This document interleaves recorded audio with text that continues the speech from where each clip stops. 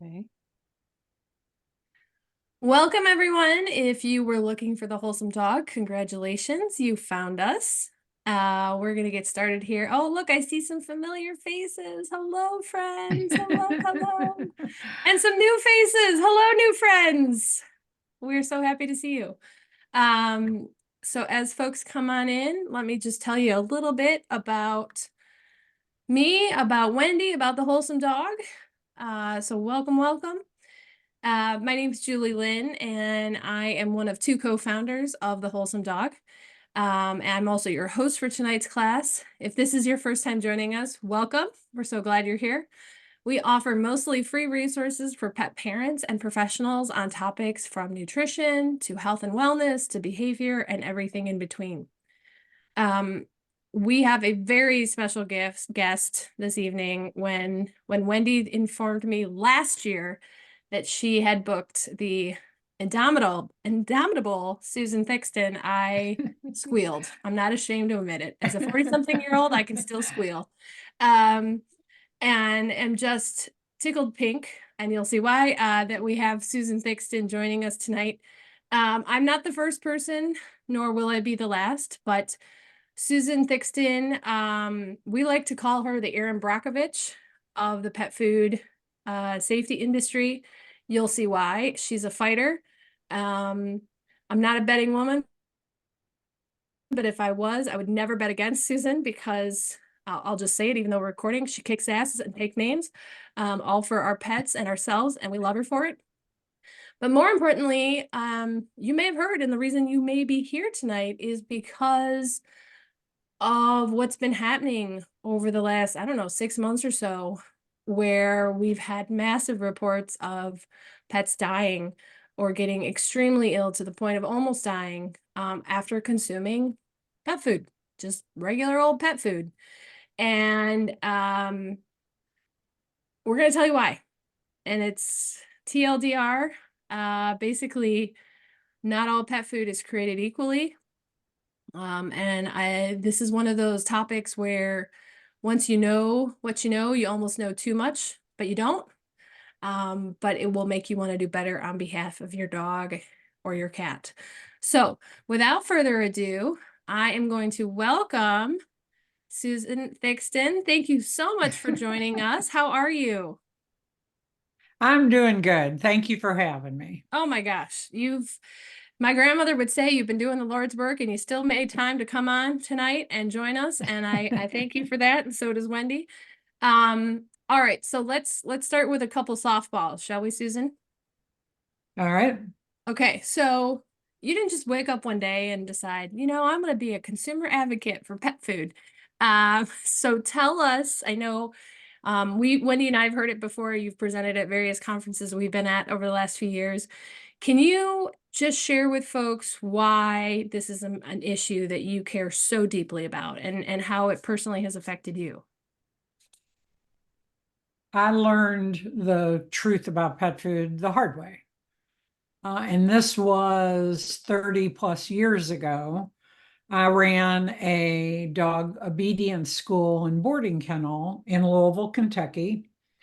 I'm in Florida now, but and my best friend, my dog, my best friend, my business partner, basically. She taught all the obedience classes with me. My kids learned to walk by, she was a Rottweiler, and they would grab a hold of her side skin and stand up holding onto her. She was just, if you can have a soulmate dog, and I don't want to start crying but it's still all these years later makes me tear up. Almost overnight, she got a tumor on her pelvic bone. And my vet back then knew more about pet food than most vets do today. And he told me it's bone cancer. I had about 2 weeks to tell her goodbye. And he said her cancer was likely caused by a chemical preservative used in the pet food. That chemical preservative is a toxaquin, which is still used in pet foods today. You don't see it so much on the label anymore. 15 years ago, pet owners really rallied against that ingredient. But ingredients can be preserved with a toxaquin. And if the supplier adds the preservative, it is not required to be listed on the pet food label. So it's still in pet foods today. So he said it extended the shelf life. And 30 years ago, I had no clue what really didn't understand what shelf life was, but I called the company. This was the #1 pet food in the country. I can't name the brand, but everybody would know the brand. I called them and asked them how long a food would stay fresh. Their food would stay fresh. And they very proudly told me it would stay fresh for 25 years. Those words just, it changed my entire life. It truly changed my entire life. It was very hard to let this dog go. I almost have felt at times she was so smart and so intuitive that maybe she gave her life so that I could do this work and maybe save other lives. You know, I try to look at it that way sometimes, but it was very difficult. That vet helped educate me, shared books with me. When this was pre-internet, yes, I do have gray hair. And You're not the when the only internet one. came out, We when just the covered up. internet came out, Yeah. yeah. When the internet came out, you know, you could do more research, you could access papers, you could access federal laws, you can't access AAFCO laws. And then I had a group of friends say, you know, you really need to start a website. I had no idea how to start a website, had no idea, but I did it, jumped into the deep end of the pool and learned to swim. And then about a year, I started the website in 2006, right before the 2007 recall. About a year into my website, a group of consumers, the AAFCO meeting was in St. Petersburg. I'm in Clearwater, Florida, so it's very close. Sure. They paid my way into the meeting, and I went to my first AAFCO meeting, and I really resonated with the regulations. I'm Susie Safety. Okay, so if the speed limit is on the interstate is 55, I am that person going maybe 58. Okay, that's it. I wait for the crosswalk sign to go before I cross the street. I believe in regulations. Yeah. So I really resonated with regulations. And as you learn more of the regulations, they're there, they're just not enforced. And it just, you know, and it continues to evolve. We continue to learn more and more and more. First of all, I just want to say I'm sorry for your loss, and anyone here who has lost an animal, heart or soul dog, or I don't believe there's any such thing as just a dog or just a cat, but I feel your pain, and I think it's beautiful that through your loss, you have been able to create something so worthy of her legacy. Thank you. So I'm gonna take a second because we've all lost dogs and we don't wish I it. know, We don't wish it on our you worst start enemy. crying, I'll start Okay, all crying, right. it'll Well, then go I'm not all gonna start. downhill. We're good. So, you know, your work has been, you were featured in Pet Fooled, the great documentary that is absolute must watch for any pet parent. You have been cited in the Forever Dog book. I'm going to go out on a limb and say I wouldn't be surprised if I see you in the new Forever Dog book, the Forever Dog Life. And you are widely respected in the industry. And so what we are hoping tonight, Susan, that you can share with all of our wholesome dog pet parents here is why, unfortunately, because it is a tragedy, we cannot just take our pet food manufacturers at their word that they have our pets best interest, right? When they're producing their dog's food. Now, and I know there are a lot of very good, excellent other Susie standards and Susie safeties out there, right, who are making this food, and we'll talk about your incredible lists. But can you explain to folks who aren't familiar with your work why the food that our pets eat is not treated with the same regulation and scrutiny as the food that we eat? Because I think this is a really important starting point for pet parents to understand. Well, for one, couple of steps in this. For one, that label, regulatory authorities allow that label to lie to pet owners. You'll see this beautiful roasted chicken on the label. If that was a human food, if like you bought a TV dinner and it showed roasted chicken, you opened it up, you cooked it in the microwave, you peeled back the little thing, and if it was powdered chicken, if it looked anything different than what was on the label, lawsuit, it would be pulled off store shelves. Okay, they would be held accountable. That is not the case in pet food. The next thing is that the FDA and all states, pet food currently is regulated on a state level and a federal level. The FDA and then all the states follow suit, directly allows pet food to violate federal and state law. That's horrific. Federal law, the Federal Food, Drug, and Cosmetic Act, states it defines food as anything that animals or humans consume. So pet food is a food per federal law. Under adulterated food, that segment of the Federal Food, Drug, and Cosmetic Act, an adulterated food, one of the definitions of an adulterated food is if it contains any part of a diseased animal or an animal that has died other than by slaughter. So our food, if you notice USDA, when you go to the grocery and you're buying chicken, it'll have that USDA symbol.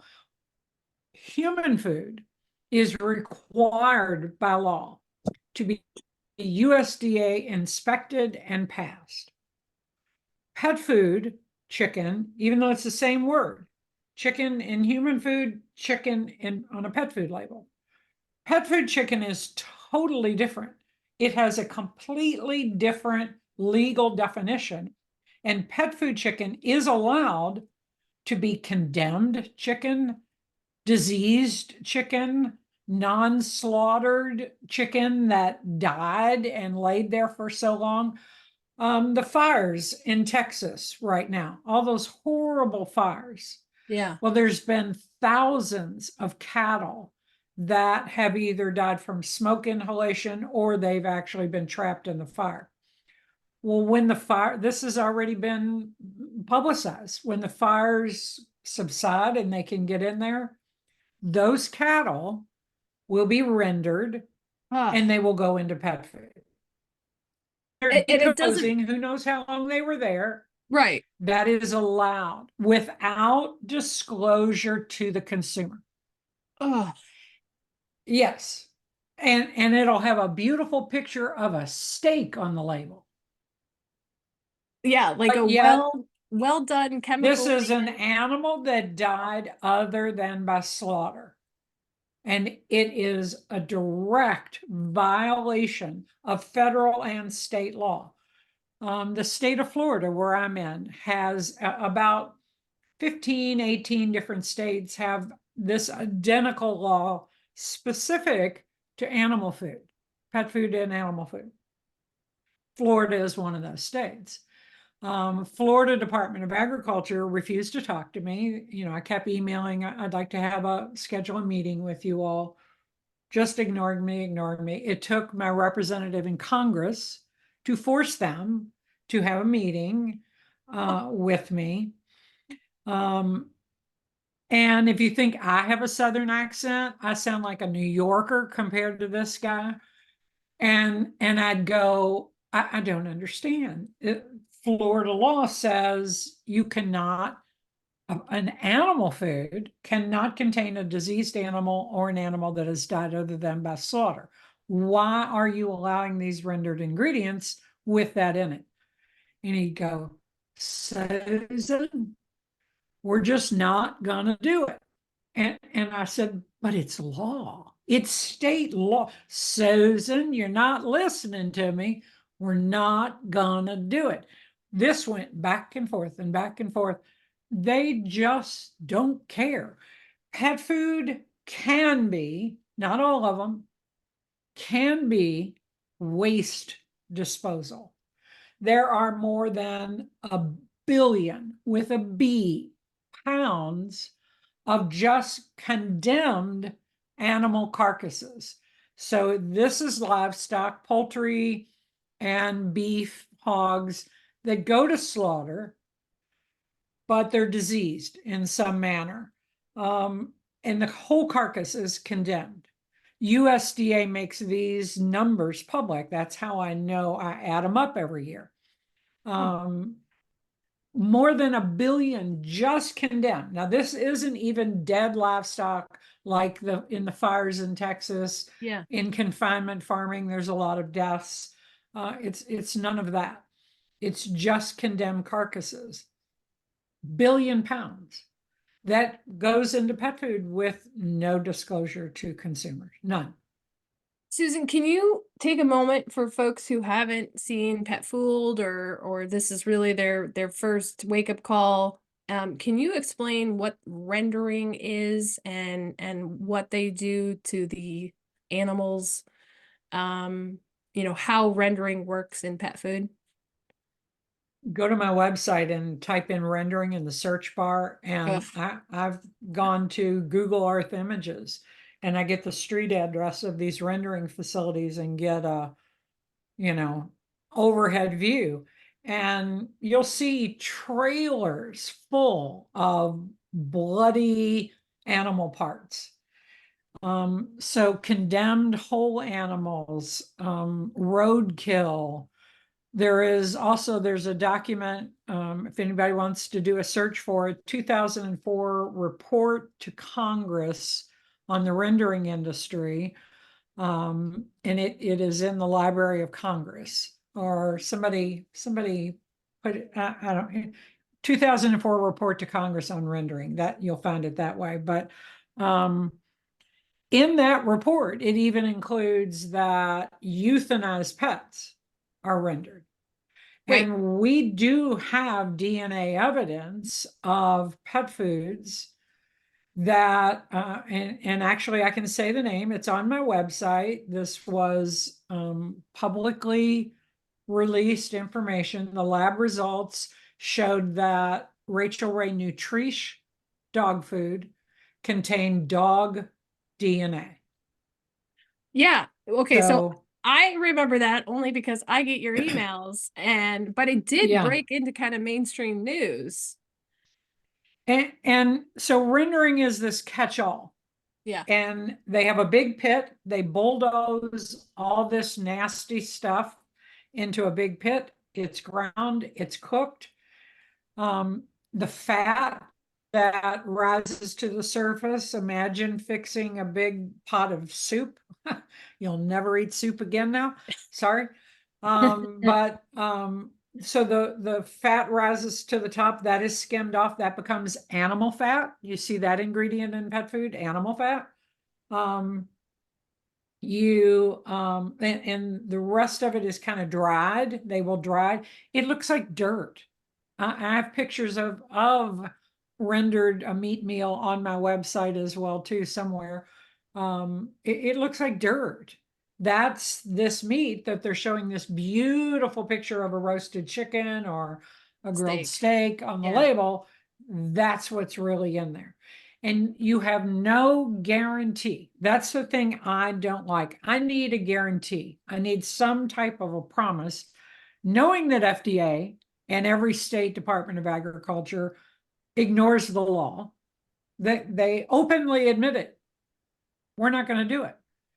The director of FDA Center for Veterinary Medicine at the time was Dr. Stephen Sullivan. I have his direct quote to me saying, we don't believe that the use of diseased animals and animals that died other than by slaughter pose a risk. So we're going to continue to practice, they call it selective enforcement. They select what they're going to enforce and what they're not. I did ask FDA, so they said, we don't believe that it poses a health risk. So FDA claims to be a science-based agency. So I filed a Freedom of Information Act request and asked them, okay, give me the science. If you don't believe that dead, decomposing, diseased animals that are cooked and put into pet food pose any type of a risk, then show me your science. The response to the FOIA request was, quote, we could not find the requested documents. It's because there is no science. Yeah. It is waste disposal. Right. So They've got to do that something with billion it. pounds, Yeah. where would they put that? Right. They can't dispose of diseased animals in a landfill. Right. Wildlife could consume them. It could, contaminate soil, waterways. Yeah. Instead, they feed it to our pets. Now, I'm going to interrupt you just for a second because I want to just also provide a little context from a nutritionist standpoint, of which Wendy and I are certified professional canine nutritionists. Thank you, Feed Real Institute. But this is basic science. So what happens, folks, at home is when protein and fat hits heat, you have a reaction that I am going to mispronounce, so I'm just not going to say it. But what happens, a couple things happen, is that the protein specifically it alters the molecules. And that protein that gets heated to a very high temperature. And when Susan was talking about rendering means, yes, they basically boil the crap out of it, right? Or they bake it at a 400 or 500 degree temperature in a very high heated industrial oven, and it changes the molecules of the protein, and actually those changed molecules, then what they do is they actually, if they're eaten, they can do over time a lot of damage to your dog or your cat's system. Specifically, they speed up the aging process. They speed up the reaction of free radicals. Free radicals is what causes cancers and disease. So there's a lot of nutritional scientific information why you should never feed you or your pets rendered food. It's also why you're not really supposed to cook a steak very well done, because then you get charcoal, right? And then you get carcinogens, and it's not good. So rendered food is just, it actually promotes disease, right? When we're combining protein, fat, and heat at such high the temperatures. quality of the ingredients. Absolutely. I don't ever tell anyone what style of pet food to give their pet. And rendered ingredients do make a pet food, like a dry pet food manufacturing facility. If you can imagine, if all the ingredients are dry, what they're saving on not transporting ingredients under refrigeration, not warehousing ingredients under refrigeration. They're saving a lot of money, so the end product can be a lot less expensive. If that rendered chicken or rendered beef was human grade, and we could get a guarantee that all of the parts in there were sourced from USDA inspected and passed meats, it still wouldn't be something I would give my own pets, but I could get behind it because it does save the consumer money. And not everybody can afford to spend a lot of money every day to feed their animals. But we don't have that guarantee. That's the thing. Correct. And if this is your first time with a wholesome dog, we don't kibble shame. Some people do. We believe in meeting pet parents where they are, because ultimately the food that you choose to feed your pets has to, work for your lifestyle, has to work for your budget, has to work for your pet, right? And so our goal is to educate folks, because there's, no matter what your budget or your income or your lifestyle is, there's always small things you can do to help your pets, right? Throw a raw egg on there, throw some broccoli sprouts on there, right? So we don't judge. But Susan, I think it's also important, like if that wasn't sickening enough, and also you have stated in both the Pet Fool documentary as well as various places, I think on your website and your reports, that they're also, we talked about how they are finding euthanized pets, right? So our dogs and cats that are no longer with us, that have been euthanized by the vets, they can be put into that rendered process, right? They can ultimately end up in pet food. And so that's A, horrific, but B, there's also a human toll. Can you briefly share about what is happening with the folks who are working at these plants, who are around these rotting corpses, who are there in, while the food is being rendered at these extraordinarily high temperatures? Like, this takes a toll on them as well. I have been lucky enough to not meet face to face, but be friends with on the phone, speak with a lot of different employees of pet food manufacturing, and not office people or salespeople. These are the people down in the plant that are literally down there working the equipment. There was a Mars pet care plant in Joplin, Missouri. It closed in 2013. The employees started, they were all sick. They were all vomiting they called the mill room where ingredients would be ground before they went to the extruder. It was very dusty in there. They called it the bag room because everybody was vomiting. Ah, Everybody was every day. People of the 120 people, this plant closed in 2013. Of the 120 people in the manufacturing part of that plant, in the 10 years, in July, it'll be 10 years, 11 years,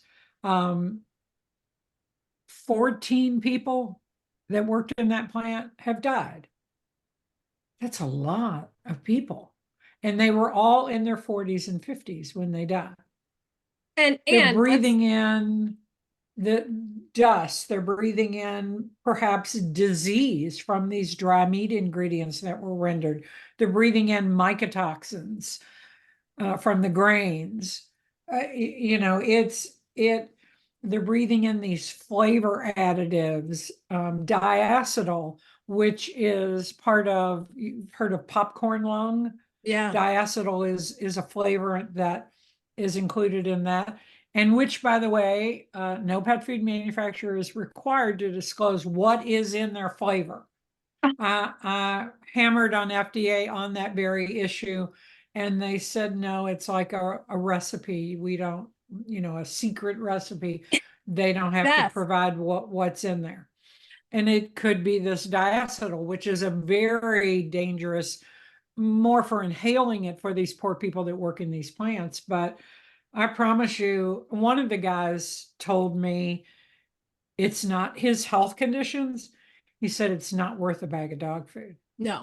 I mean, And it's, can, can you just remind folks, so you said this was a Mars plant. it was a Mars pet care plant in Joplin, Missouri. You can, if somebody wants to read some interesting stuff, you can do a Google search for NIOSH, NIOSH, National Institute of Occupational Safety and Health. NIOSH report on pet food plant. The employees called NIOSH and said, we're all sick here. You got to come. And they did come. And then they wanted to come back and do lung testing on the employees. And Mars attorneys, and it's stated in this document, Mars attorneys kept delaying them. And then they suddenly shut the plant down. And can Oh, you, and yeah. they told local media that, well, more people are buying small dogs, so we just didn't need to make as much pet food. So they shut the plant down. Yeah. Can you can you remind folks all of the brands that Mars sells pet food under? Oh gosh. I don't Well, even, just I mean, let's hit the top it's 3 or 4. I just want to okay. talk about that. Royal Canin, Nutro, Iams, Eukanuba, Pedigree, uh, what else? So They I own mean, Banfield Veterinary Clinics. They right. own Blue Pearl Veterinary Clinics. They own a veterinary laboratory. It's bad. Yeah. Mars is the largest manufacturer of pet food income wise in the world. I So think it's Purina in the US sells more pet food than Mars does in the US, but Mars has this whole channel of vet clinics, veterinary labs, pet foods, yeah. and so it's not like, you know, they shut the plant because it wasn't making money. I mean, it Oh, was, correct. This yeah. plant was operating 24/7. They And shut it down because they didn't want NIOS coming in there. And then these employees told me, so they were giving no advance notice. When the third shift was coming in at night, they were told to go home, show up at the Holiday Inn or whatever in downtown Joplin the next morning at 9 o'clock. All the rest of the employees were notified. So they had a meeting and they very generously offered to give all the employees a 6-month severance package in exchange for their signature on a document that said no health issues, no nothing, will you hold Mars Pet Care accountable. I believe And there's not many jobs, right. so of I, course people, yeah. I believe John Gresham or other legal thriller authors might refer to that as hush money or blood money. Even. Yeah, I've had a few choice words about what it is, but I won't say it now. I'm just gonna go on a limb, Susan, and I'm gonna say I don't know if you're a woman that likes to drink, but I bet you're fun and you're spicy to drink with. So if we're ever at When the I same go to conference, AAFCO meetings, we have to have an adult beverage at the end of every day because you're yeah, in a room of all these people that could care less about pet owners and their pets. They're only interested in money. it's just Only yeah, interested it's in just a money. job and a check. That's horrific. Shame on them. Yes. All right, another question. Speaking of Mars, can you share more how Mars actually sponsors, as in funds, veterinary school and education programs?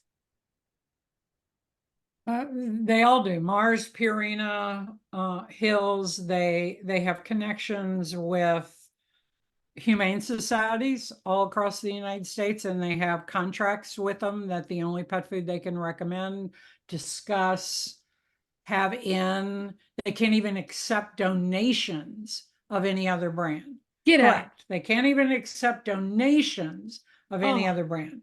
And they have to buy the food from these companies. It's at a discounted rate, but they still have to buy it. They have connections with all the veterinary schools. They give them their lab coats, their stethoscope when they first get into vet school. Entire buildings are donated by pet food companies. The AVMA, if you look at their annual meetings, can who's you the remind sponsors? folks what the AVMA stands for? American Veterinary Medical Association. It's a national association for veterinarians. You look up their annual meetings. Who's it sponsored by? Hills, Purina, Mars. Wasava. So many veterinarians, World Small Animal Health Association. So many veterinarians drank the Kool-Aid and think WASAVA guidelines for pet food is it. You look at who basically wrote those guidelines. Yeah. Purina, Mars, and Hills. They control so much.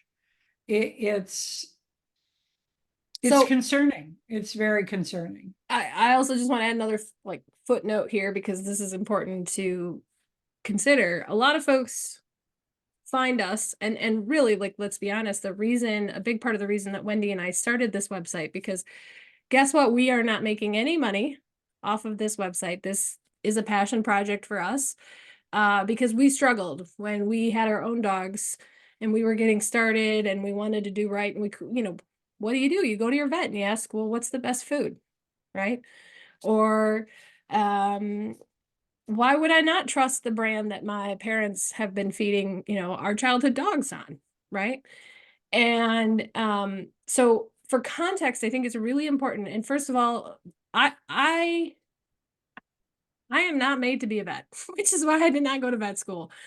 But I appreciate, to the day I die, our vets, because it is, I would say, one of the hardest jobs in the world. You have to be a master of all things, right? You have to, in the same day, be able to do surgery, set a broken bone, deal with a puking animal, and then, God forbid, put an animal to sleep, right? All in the same day. And so I think it's important for folks to remember that these vet schools throughout North America, and it's not just the US, it's Canada as well, are, as Susan said, in large part underwritten, sponsored, whatever, by these major pet food companies, and who are making billions of dollars a year. And most vets, unless they choose once they graduate to go on and get additional nutritional education, which most vets are already, 6 figures of student loan debt in the hole, or, have to quickly turn it around, that degree around, and make a buck, aren't able to do, right? So most vets are only getting one class for one semester worth of nutrition. And in that one semester and in that one class, they have to learn about the nutritional requirements for 7 to 8 different animals. And so we're talking about everything from cows and horses to birds to reptiles to rodents, and, oh yeah, dogs and cats, right? So if these large companies, who are extraordinarily profit driven, are underwriting these schools, why in God's name would they try to teach them anything other than our food that we designed in this pretty package meets all of a dog's nutritional requirements? Let's not talk about the ingredients. Just know that if your dog eats this food, they'll get like just enough protein. They'll get way too many carbs, right? And they might get some phenobarbital from the dog, the dead animals that we put in this food, right? So but they're want to be up very clear. against the same cover up Yeah. that pet owners are up against. So if a veterinarian is on this tonight and they said, well, she said that there's chicken, pet food chicken has its own definition. And they Google the definition of pet food chicken, you're not going to find it. AAFCO owns that definition. If you're lucky enough, you can go to the AAFCO website. You have to give them your blood type, even, I do believe, to have access to it. Oh, I'm just kidding. That's my bad attitude talking. Yeah, bad attitude talking. But you do have to give them your name and swear that you're not going to share this stuff publicly. And then you can look up the definition of chicken. But for human food chicken, if you wanted to look up the definition and what laws apply to it, you can read till your eyes are crossed, all these laws, and everyone has access to it. Not labeling laws are not public information. They're owned by AAFCO. So veterinarians are told in school, and then by their sales reps that come in, they have little opportunity to verify this information they're being told. So you know, plus Susan, they're busy, they're running yeah, a clinic. If it's their own clinic, they've got employees, they've got to keep the clinic going. right, They've got a home, they might have kids. right, It's very difficult to find yeah, this information out. However, there are more and more vets that we are reaching that have heard from pet owners.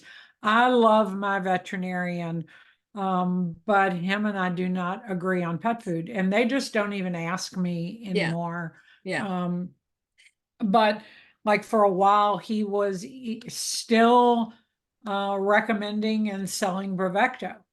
And I'm Oh, going, you yeah, really should. I can put you yeah, in contact with some veterinarians that have done a lot of research, and he wouldn't have it. yeah. Well, now he's stopped selling Bravecto. So, we are making headway. As discouraging as all of this is, we are making headway. Susan, I want to pivot because I feel like there's only so much doom and gloom we can deliver without turning it around and sharing some sunshine, Oh, right? there's a And lot more doom and gloom we could talk about. well, like I said, you ever want to host a truth about pet food, .com web or podcast, you give this girl a call. But um, can you please briefly, because I want to pivot to the sunshine here in a minute. Can you please briefly explain what AAFCO is? I should have asked you this a lot earlier, but what AAFCO is, what they do, and how much power they do or do not have. Mm.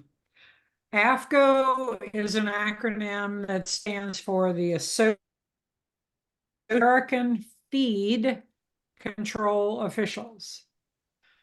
Most pet foods are feed. They're not food, they're feed.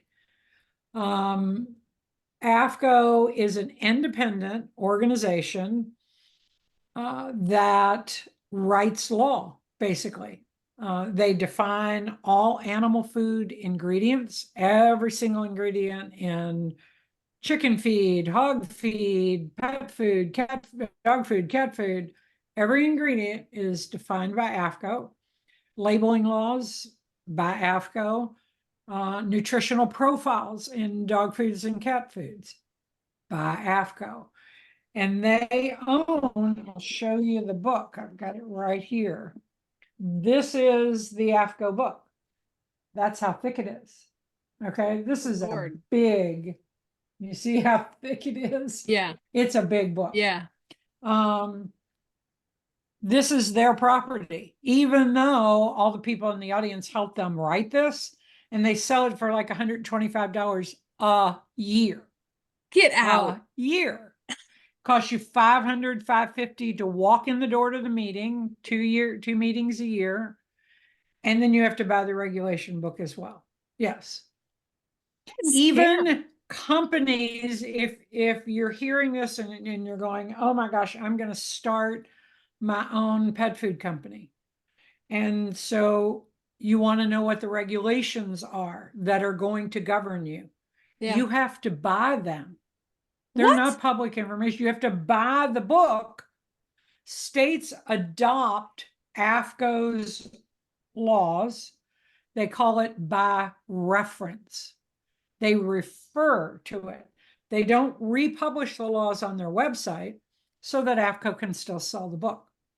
They adopt them by reference so that AAFCO remains in control. What an excellent scam they have running. Yeah, yeah. They've been doing it for over 100 years, so it's yeah. Maybe they're So at these meetings, they discuss, a new ingredient being introduced. Somebody wants a definition for.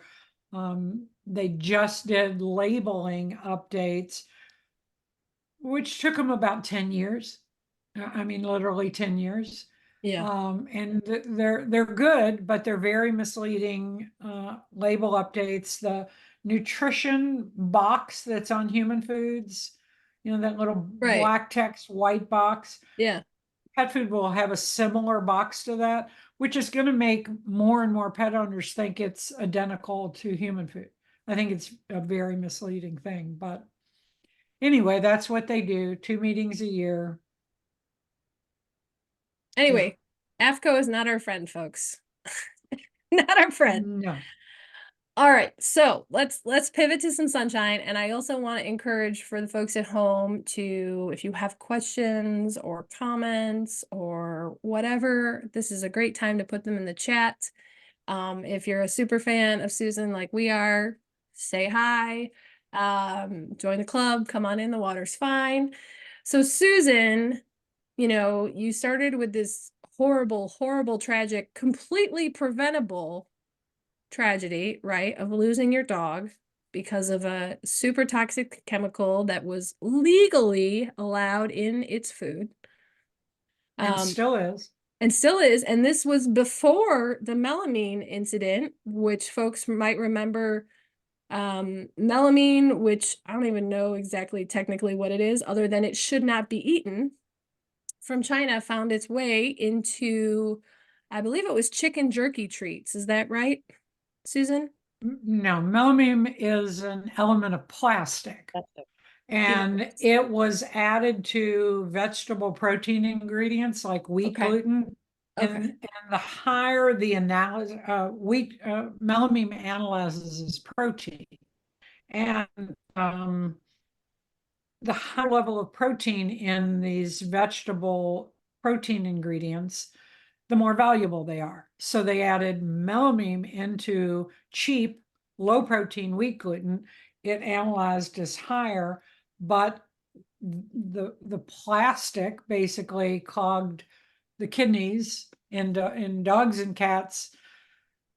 Potentially hundreds of thousands of pets died in 2007. Yeah, it was a horrible, horrible thing. That's awful. Yeah. All right. So fast forward to 2024. Tell us, so while you talk, Susan, I'm gonna share the screen. So out of your 3 websites that I know of at this moment, which one did you start with? Let's talk about that. Truth about pet food. Okay. So tell us what it is. I'm gonna share the screen and go ahead and explain to folks what the truthaboutpetfood.com is. I try to share education, so things I learn, I try to explain it in non-regulatory language and share it with pet owners. Go to any post, click on that EPA failed. Okay. Click on that. Seresto. Ugh. And so pet owners can see on the side here under learn more. Yeah. Those are really detailed documents. They're PDF documents. And if you want to learn more about what's the difference between human grade and feed grade pet foods, regulations, understanding what these regulations are, styles of pet food, more explanation on the ingredients. I'm real proud of all of those documents, and feel free to share them if you have a pet store or you want to share them with a neighbor. Share away. Those are all fine, and there's a lot of information in there. Amazing. Okay. And then okay, so let's start here. And so Susan, can you explain to folks, you do this is also a passion project for you. Is that correct? Yeah, it's either a passion project or I am officially crazy. You're not. I promise you you're not. So if folks, so you do not have Mars Pet Care underwriting your efforts. You are not sponsored by Hills or by Purina or Nestle. And so, as my grandmother would say, bless her heart, you are doing the Lord's work. And this is truly a labor of love for you. So if we are so moved to support you in your efforts, how can we do that? I am 100% consumer supported. I don't even allow, like, back when Answers Pet Food a few years ago was the old Answers Pet Food. Oh yeah. I'd be speaking at an event where they were at, and we'd all go out to dinner, and there might be several pet store owners, and Answers would want to buy everybody's dinner. I would not allow them to buy my dinner. I'm that strict with it. Wow. Companies can't send me samples. If I want to try their foods, I buy their foods. I Amazing. shop at independent pet food stores. I don't order them. If I order it online, I'm ordering it directly from the manufacturer. Yeah. So I'm very strict on that. And so how consumers support me, I have the list. So the biggest question I was always asked is, they'd hear this stuff and people freak out going, oh my gosh, what am I supposed to feed my pet?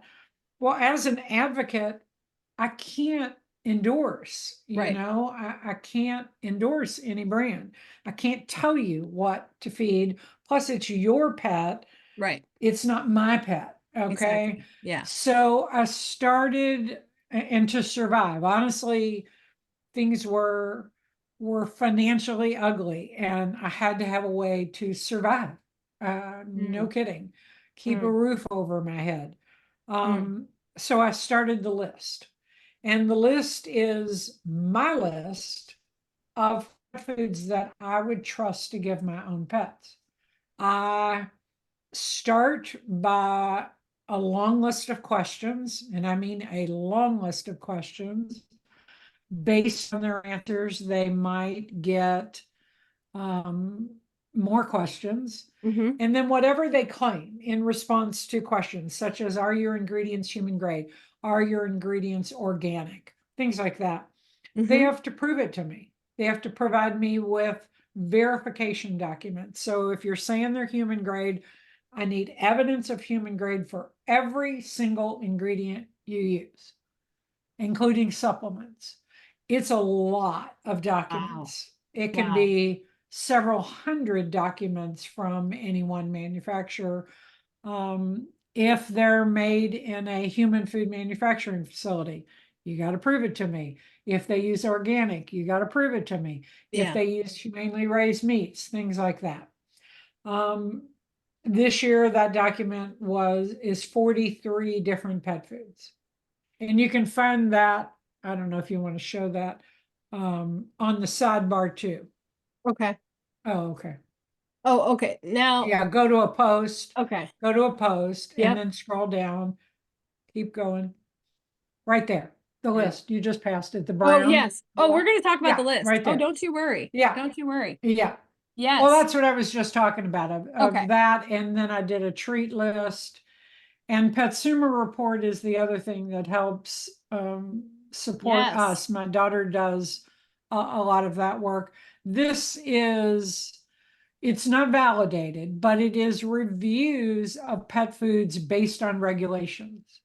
Okay, so Yes. many reviews, they haven't a clue what the regulations are. They haven't a clue, and that really makes a difference of what is actually in that food. However, nothing is validated, but there's over 5,000 pet foods in there. There's a lot. I just have to interrupt because I have to apologize to the folks at home. I somehow inadvertently disabled the chat, and I'm happy to share it's now back up. So if you were trying to chat earlier and you couldn't, I apologize. You should now be able to.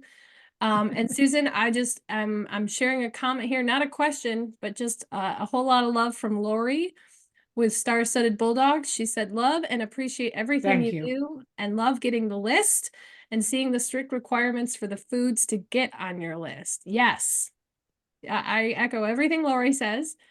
Thank you. Yeah, so we're going to talk about the list. I'm not going to I have purchased the list, but I'm not going to bring it up because I want to encourage everyone else at the minimum. Is it the minimum still $10, Susan? Yeah.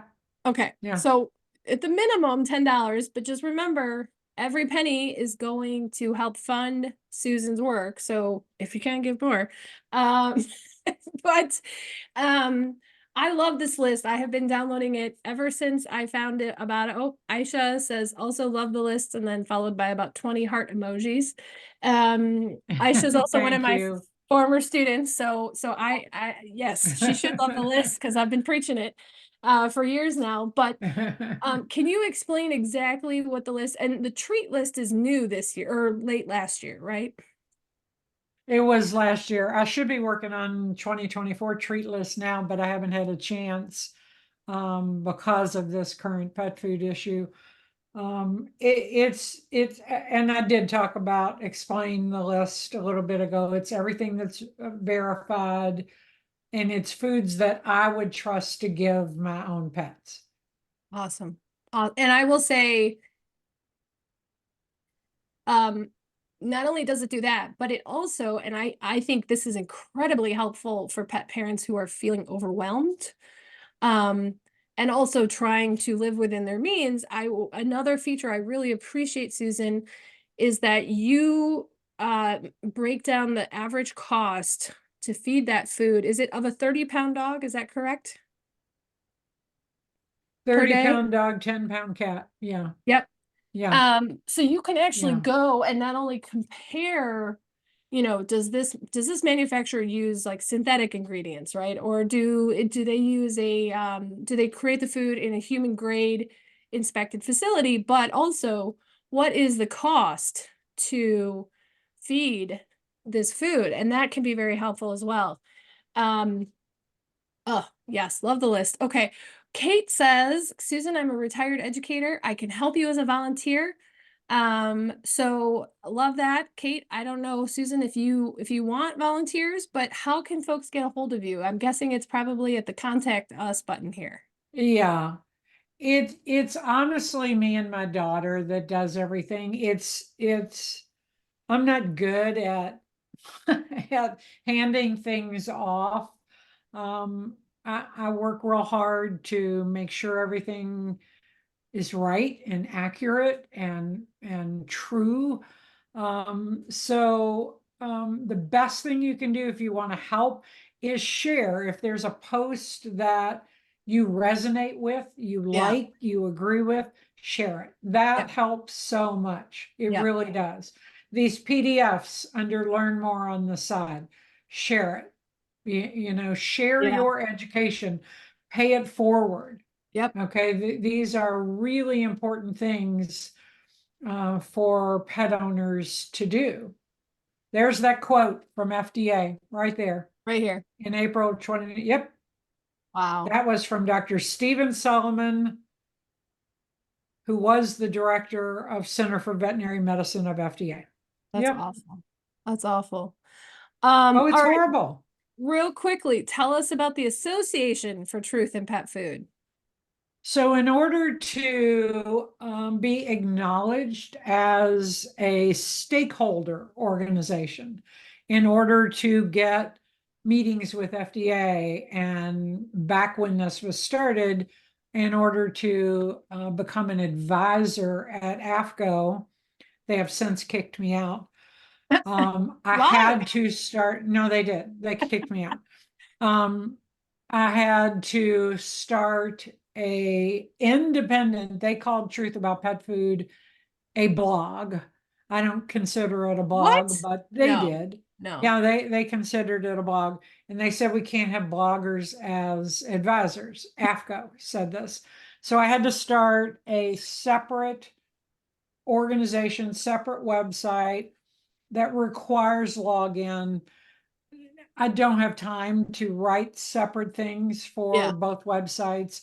Everything's published on Truth About Pet Food, but I maintain this website in order to be the holder of an official consumer stakeholder organization, and we Okay. are an official stakeholder organization. Got it. So I also just want to say we are recording this conversation this evening. We will be posting it on our YouTube channel. For folks at home, if you want to help Susan, besides donating, besides downloading her lists, besides signing up to get her emails and following her on Facebook and all of the places, I would also encourage you to take the video that will be up by tomorrow morning of this, this event, and share it. And then also post these links, because it truly is about education and awareness. And we don't call her the Erin Brockovich of the pet food industry for nothing. If you've seen the movie, you see the similarities. Like my grandfather would call you a fired up pistol of a woman, Susan, and I agree. Because we have to. You are the advocate that our pets deserve, but unfortunately don't have enough of in front of these, multi-billion-dollar conglomerates, right? These international conglomerates. And so, It's not easy. I've had my no, life threatened many times. They've threatened to kill my daughter. Yeah, it's not easy, but it has to be done. This is well, this we is so horrible what goes on. it absolutely is. It is a damn shame. But I know all of us here are so grateful to you for your advocacy and for your fortitude. And anybody who's fought a good fight knows that there's more than enough times where you just want to lay down and say, screw it. Oh, people in the chat are calling you a saint. I would agree. Yep. Mm. And so, the best thing we can do, folks, to honor the work that Susan has been doing is to share this message, to share her resources, to support her if that is something you are able to do. And Susan, can we have you back again sometime soon when you have a chance to breathe? Absolutely. Okay. Absolutely. Okay, because you may have heard of it, folks, but like as I alluded to at the beginning of the call, over the last 6-7 months? Has it been longer than that? It seems, or at least it's finally This been, current issue, yeah. it got brought to all of our attention in I think maybe even early December. It's kind of all running Okay, together yeah. now. Maybe not that far back, maybe like mid-December, maybe even January. I guess it was January. This is March. It was January. It was, but I think now reports we have reports dating back further, but it wasn't brought to our attention until early January because it was just starting to all just come flying in right when the AAFCO meeting was in January. And I did not go to this one because of this. This was more important to work on. So we're getting closer. We're digging and scratching and clawing, and it's a lot of pet owners. It's some veterinarians. We're not giving up. No, So, and no, it's definitely a we. It's a lot of people that absolutely. are very determined to push this over the finish line, find it, prove it, and make it public. Who, if you're able to, who can you share with us some of the other folks in this battle that you're fighting with? That is helping in this. Yes, yes. On our side, not on, Dr. Judy Morgan. yes, love Yeah, her. Dr. Judy Morgan, Dr. Lori Koger, Dr. Karen Becker, the Facebook group Saving Pets One at a Time, Kelly Bone. It's and there's other veterinarians in that group that are helping. It's been, I mean, I've known Judy Morgan for many years and never in the past 2 months, it's like, we have a hotline now almost every day. Pick up the bat phone and call Judy. Yeah, But it's heartbreaking. It's just absolutely, and every day we continue to receive reports of sick and dying pets, bloody vomiting, bloody diarrhea. hmm. Many of the pets are bleeding out and dying. It's horrible, No, absolutely horrible. yeah, And when this all first started, Purina was the first brand that reports were coming in on. Now it's multiple brands, dry yeah. foods, wet foods.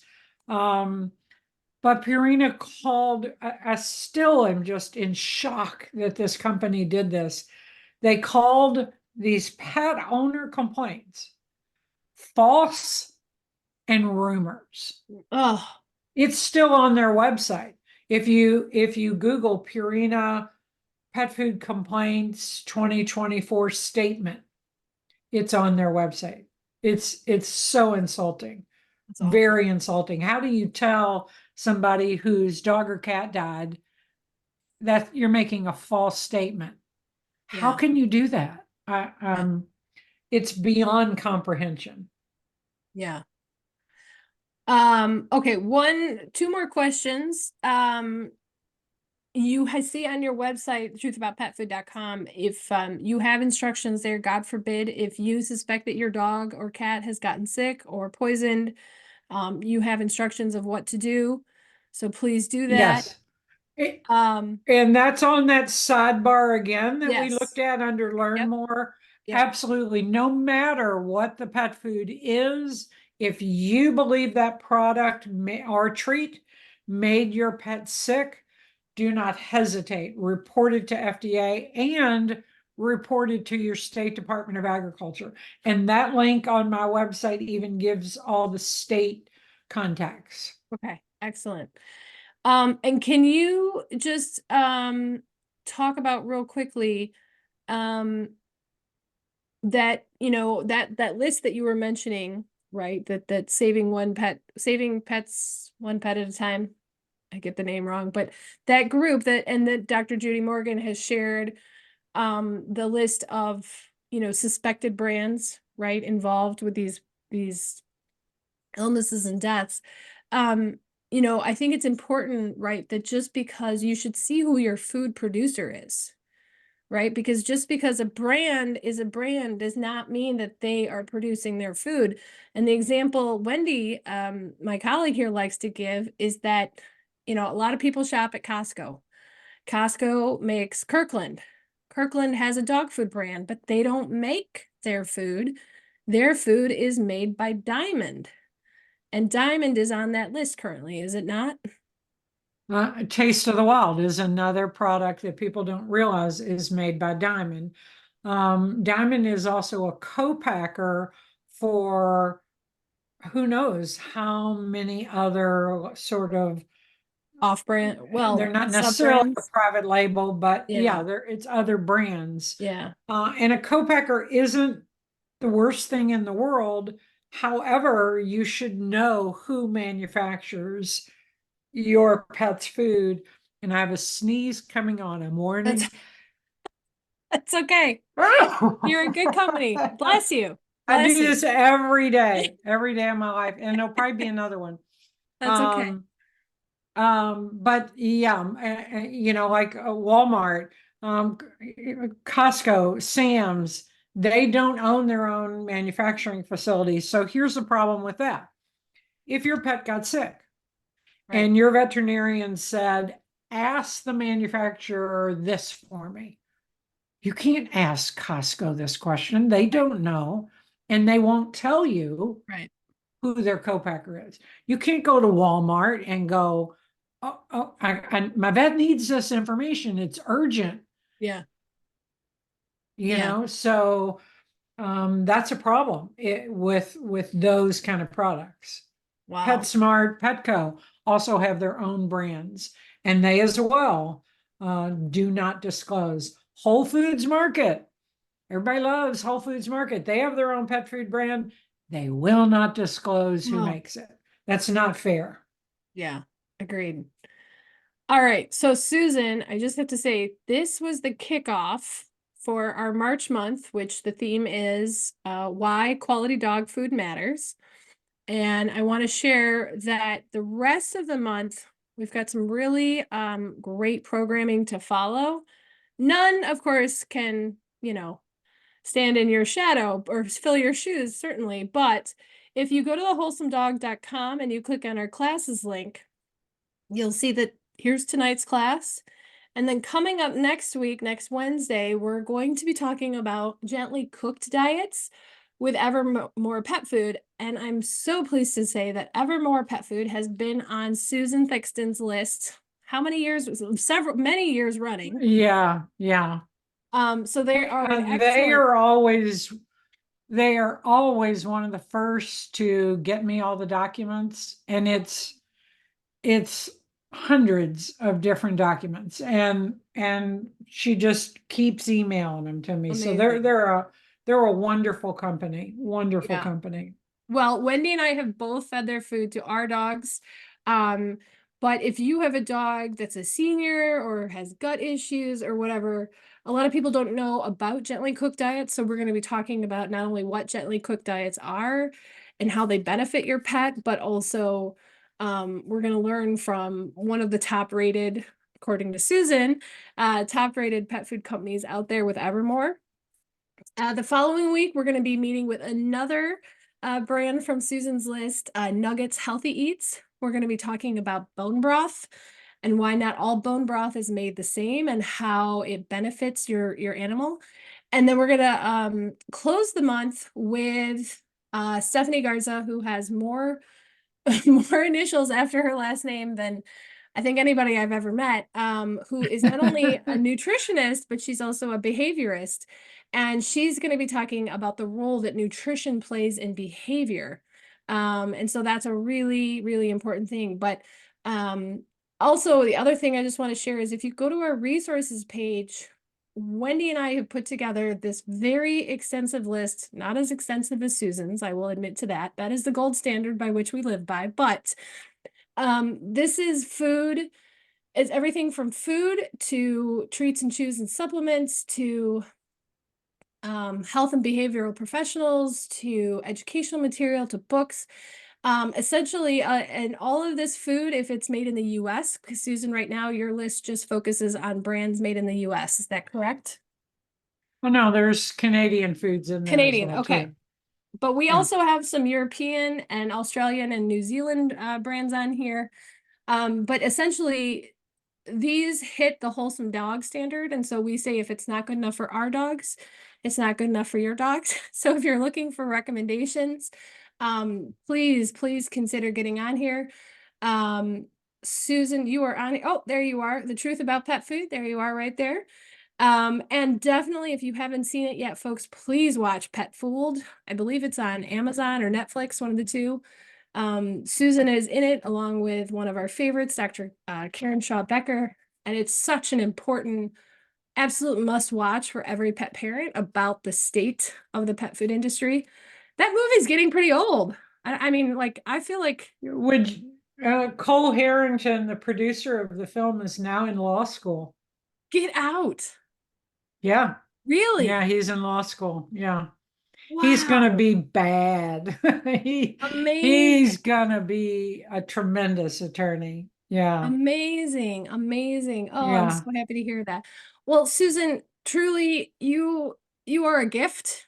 You are giving your time not only for this entire all of your projects, but to fight the good fight. But you also are giving your time to us tonight. So I want to be respectful of your time and not keep you a minute longer. But thank you. We will continue to promote your work. We will continue to buy your lists and encourage others to do the Thank you. same. And thank you for all that you do, truly. Thank you. Thank you. I appreciate it. All right. Well, thank you for joining us. If you're still with us, we appreciate it. Please find ways to tell the world about Susan and her work and support her and come back and see us next week. And thank you for joining us and have a great week. We'll see you next time. Take care, everyone. Night. Bye-bye.